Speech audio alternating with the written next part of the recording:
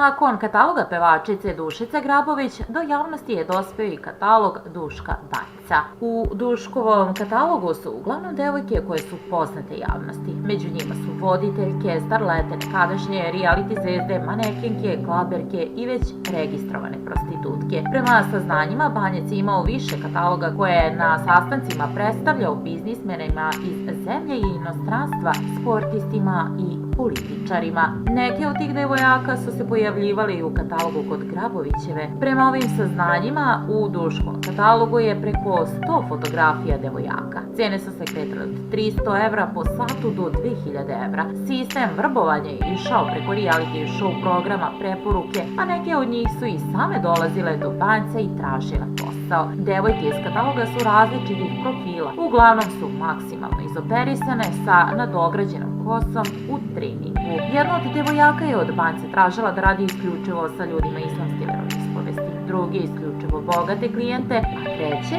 poznate. Ima i oni koje nisu birale, već im je bilo važno da na nedeljnom nivou zarade i do 5000 evra. U katalogu se prema navodima nalaze devojke koje su u ovoj akciji pripadnika MUP-a već i saslušane. Devojke koje su privedene u operativnoj akciji platit će novčanu kaznu, koja će tek stići na njihovu adresu u iznosu od 50.000 dinara do 100.000 dinara. U pritvoru su pored Banjca sadržani i njegov partner, unuk Ere Ojdanića, Nikola Anđelić i Jelena Jojić. Kada je kao bomba udjetnula veste da su pali, među makrojima i starletama je zavladala panika. Posljednjih dana jedni od drugima pokušavaju da potre određene informacije, a mnogi devojke na sve načine pokušavaju da saznaju ko ih je pominjao, pa su njihova imena stigla do policije.